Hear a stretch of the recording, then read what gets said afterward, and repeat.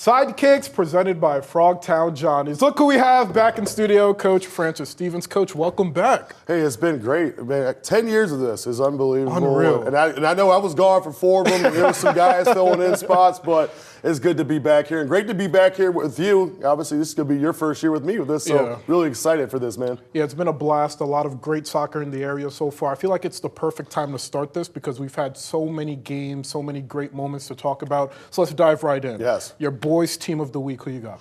St. Francis de Sales, obviously, what a start that they had to this season. And really, to be fair for them, it was a start on that Friday night football game against Perrysburg, that anniversary game. I mean, we started this back in 2018, my first year, so we won that game 1-0. But that was a great game to open up the season. Obviously, St. Francis with that big-time goal from Gavin Trent in the second half that propelled the Knights over the Yellow Jackets. And I tell you what, they played some really good soccer. How about that 2-0 win last week? Down 6 starters against St. John's Jesuit. Showed us some resiliency, kind of a makeshift back four, moved some things around. But it was really about what that resiliency of that group has and really kind of showed some fight. They lost 2 games already in the Catholic League up in Michigan, but I tell you what, I think this team, once they kind of sort some things out, get some guys back from injury, they're going to be another tough out in the Northwest Ohio area. Which player do you think has been the most critical to the Knights' success so far? Oh, it's really simple, man. It's Joel Neary. I mean, if there's anybody else who wants to argue that, it's whatever. But Joel Neary, I think right now he's one of the class, and not just Northwest Ohio, but one of the class goalkeepers in the state. We had a chance to see him on the sideline a little bit with Toledo Villa this summer, so getting that USL too with a lot of D1, D2 college players, but more importantly, just his ability to keep them in games. He made 2 incredible saves against Perrysburg in the first half and 2 big ones in the second half, and even last week against St. John's, and even against Anthony Wayne, made some really big pivotal saves in that game as well too. So Joe Neary, a no-brainer for me this week. That's going to change because there's going to be some guys like, we're going to score some goals, but Joel Neary was a no-brainer this week. Every St. Francis win this year has come in a shutout, so you can see the correlation between Neary's play and St. Francis's record. As for the girls' side of things, I feel like if you polled 100 people and asked them who's the best girls' soccer team in the area, they would all say the same team. But who's your pick? Oh, it's Perrysburg. There you Obviously, they're such an experienced group. I mean, you feel like you've been watching this team grow for the last 3 years, and really they have. You know, we got to see Camille Francis, Emma Ogdol, Sophie Mitchell as well too. I mean, but now they get some of these guys that are juniors and these gals who were freshmen and sophomores just a few years ago. They are the class of the town. Obviously, some really big ones. A huge win on Friday Night Football. No one saw that one coming against Notre Dame Academy, and then got a big win against Rocky River Magnificat, who's always a state power, a big 5-2 win for them. So, but this Perrysburg team is rolling a lot of seniors. Coach Diaz's last hurrah, kind of this, was do it one more time, and I think he's got a really big chance. They were in the semifinals last year. They got a shot to threaten to get to historic Crew Stadium this year. Perrysburg undefeated at 4-0, outscoring its opponents 33-4. Absolutely unreal. What is impressing you the most about the way the Yellow Jackets have been winning? Well, they're so good at different levels. And what I mean by that is they have so many great players who are great defenders. Obviously, their goalkeeper very strong as well, too. Tori, Trzynski, she does a great job back there. Their midfield's very strong, but they have so much up front with Camille Francis, Emma Ogdal. They've got to drop Sophie Mitchell back a little bit deeper this year because, again, she's such a threat being able to get out of that midfield. She's probably 6'6'1", so it's going to be hard for teams to deal with her in the air, but also really, really dangerous from dead ball spots. But they're so experienced in a lot of spots, but they're getting some depth as well, too. Obviously, London Longoria, who's a sophomore, has really shown some big moments for her as just a sophomore, being a first-year varsity player, especially with a group that, you know, these girls are 3- or 4-year varsity players, so they have a lot of layers to them. It's just going to be really interesting to see how teams break them down. I know one team in that Buckeye division who we'll get to that in a minute. We'll get to that in a minute. Yeah. As for your girls' player of the week, you can really name off the entire starting 11 for the Yellow Jackets, but which Perrysburg player catches your eye? Well, it's been Emma Ogdal, and obviously I've had a chance to see her for the last 3 years. And I think the most impressive thing about her is she's not the biggest. She is very fast. She is very, very strong. And she's going to get right through you no matter what. She's going to find ways to score goals. She's really, really dangerous when she's on the ball. She thinks she's improved a little bit more technically as well, too. That's talking about she spent a lot of time up at Cleveland Forest this summer, you know, not playing at GTFC Impact where she's been the last few years. So I think just being able to have that experience with Cleveland Forest has really kind of helped her. And I tell you what, Akron Zips, they got a really good one coming in the spring next year. So Emma Ogdal, no-brainer for me this week. Emma Ogdal, Sophie Mitchell tied with the most goals on the team with 7. As for your game of the week, it's going to take us back in time to yesterday, Northview and Ottawa Hills. What stood out to you about that matchup?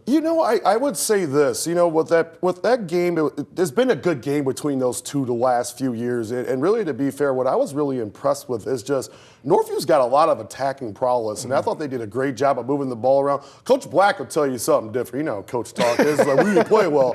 I thought they played really well through all three levels of the game, and they got some dangerous guys. And, I think the biggest piece for them was El Nakib, who did a really, really good job of just being dangerous on those outsides as well, with Wyatt Spence there as well, too. Brayton Sutton was in there doing some really good things as well, too. It took them 70 minutes to score a goal. But that tells you how good Ottawa Hills is defensively. They played a little bit deeper against them, but I think that game just really stood out because they kept fighting, and they got the 2 goals that they needed. That Northview team could be dangerous, already with a draw against Perrysburg already, probably one of the favorites in the Buckeye division this year. They already have that point against them, so I think this Northview team is going to be a team you have to watch out for in Division 2 and also for the Buckeye division crown. Later in the second half, we saw Northview switch to a 5-3-2 formation. How do you think that played to the team's strengths later in the game? Gave some flexibility to get a little bit more width. We're talking about a field over there that's 77 yards wide, so you're going to get a lot more ability to get guys that are a lot faster up and down those flanks, and obviously was a Javi Hale in the middle there as well, too. He's kind of playing a little bit deeper. So they were able to kind of get more numbers, especially in those wide areas, so they had a little bit of an advantage around the ball numerically, 2v1 in those situations. So they were able to get a lot of good distribution in there. The biggest piece right now is still early in the year, so those goals are not there yet, but I thought that 5-3-2 suits them well. Clogs up some teams a little bit defensively as well, too. And I tell you what, they got a really good pair of guys back there at center back, especially with Ortega, who was out against Perrysburg. He played the first 20 minutes, got knocked out. He played a big pivotal piece in that game yesterday with a 2-0 win. Let's get to your top 10. Let's begin on the boys' side. At number 1, you have St. Francis, and then going down the list, just walk me through it. Well, I tell you what, obviously St. Francis, some big wins. Obviously, they've knocked off Perrysburg, knocked off Anthony Wayne, but there's another team up there, and my buddy Adam Sloan's going to like this. I was going to bet you Springfield is balling, undefeated. Really good, man. And I tell you what, they're going to really pose a lot of threat there. Obviously, Anthony Wayne, some big wins. Obviously, a tough loss for them against New Albany Division, D2 state champs last year. Southview St. John's could be really interesting because that could almost flip. And St. John's had a really tough schedule. They played, 6 games in 9 days? That's a lot of soccer when you don't have a lot of downtime. That Northview team will get a good quality win there last night. And again, you still got Findlay, Clay, and Ottawa Hills there, who I'm sure are definitely going to make a piece for that. But that St. Francis team, some staple wins for them. Obviously knocked off the arch rival, who they got to see in a couple weeks. Got the one against Perrysburg, got the one against Anthony Wayne. The only person I haven't played in the top 5 is Springfield. So we got to set that up. Yep. So that's a really good start to the season right there. And I think I like where Coach Kern and the Knights are going in the right direction right now. Real quick, you mentioned Springfield. Would you say the Blue Devils have the best chance of, in a hypothetical matchup, knocking off St. Francis and potentially getting to your number 1 spot in your top 10? I think they do. I think they really do. And they got a really good schedule as well, too. So they're going to see a lot of teams. Obviously, they'll see Southview again. They had a nice win against them last week. Coach Sloan he's been in these positions the last few years over there. And, he's got his son, Aiden's had a really good start to the year as well this year. Obviously, they got some really good guys back there. Blake Miller, Tony Redford at the back as well, too. A really young goalkeeper. But they're both very versatile as well, too. So they've given up goals, which that's the big thing. You don't want to give up a lot of goals. But I think this team has enough attacking prowess with Sloan going forward. He can pose a threat with a lot of teams. So I like where that Springfield team is right now. Only time will tell when we get to the midway of September to see where everybody is. What about Kyle Mortis? Quite a few hat tricks for him. I tell you what, man, Kyle Mortis, for me, the biggest thing about that kid that I like about him so much is he's just hard, man. He just runs through anything, and he's gotten a lot better technically, which I think that's been a big piece for this Springfield team. So, again, I think right now they've kind of shown they're kind of the class of the Cardinal division right now, but they got some Buckeye matches coming up here pretty soon, and they're right in that conversation. The biggest difference with Springfield now versus probably 20 years ago, they got guys that play club soccer year-round with all these guys that play at St. John's, St. Francis, Perrysburg, and Anthony Wayne. So they've really been able to complement their roster, and Coach Sloan's done a fantastic job, him and that whole entire staff. Girls top 10, you spoke about the class. Perrysburg and Anthony Wayne, no doubt is a number 1. Yeah, well, that's just been like that, I feel like, for the last 10 years. Now, the only difference you're going to probably see is this. Okay, St. Ursula Academy, Notre Dame would probably be the other 2 behind those 2, but it's been Northview. how about the start that they've had to this season this year? You know, obviously they've already beaten Notre Dame. They have St. Ursula here coming up soon, so that's going to be a big match for them. I really like the St. Ursula team. They played really, really well against Anthony Wayne just a few weeks back over at Paul Hotmer Field over at University of Toledo. That Ursula side, they have some experience. They have some girls back from the team that got to an Elite Eight game last year. So I think the biggest piece for them moving forward is they got to find goals somewhere. I'm not going to complain because the girl I trained, she scored 2 goals for them. And Maddie McKeon, she's doing a really good job for them. She's getting more confident. This Notre Dame side, they graduated so many great players. Obviously, Allie Peckham, All-American, All-Ohio, over at University of Toledo doing a really great job. But I think this Notre Dame team's going to get comfortable. They're going to start getting wins. Finley's kind of in that mix as well, too. And you also can't forget about Duck Hess and the Lady Eagles out there and over in Oregon because, again, they play a tough schedule. They see a lot of these teams that are sitting right in front of them. And I like that Southview team as well, too. Aviana Valdez, she's a senior. She's a great leader as well, too.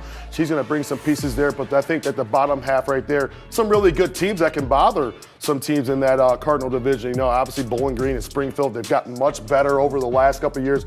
The coaching is getting a lot better. They're getting more girls out to come and play because the numbers pieces can be a big piece. But obviously 1 and 2 are kind of like, could be 1A, 1B. But, you know, everybody else, their poses a threat. Their poses a threat with, you know, St. Ursula and Anthony Wayne and really, to be fair as well, Sylvania Northview and Notre Dame Academy once they get going. But I think the top 10 speaks for itself right there right now. Perrysburg's kind of just in front of everybody by a little bit right now, but we'll see in a couple weeks here when they have to take on Anthony Wayne. A whole lot of great soccer coming up. I must say, I love the segment name, but I don't think of you as like a Robin. I think of you as more like a Superman or a Batman, especially after man. Coach Stevens, thank you so much for taking the time. He'll be with us every week breaking down the soccer season. See you next week. We'll see you.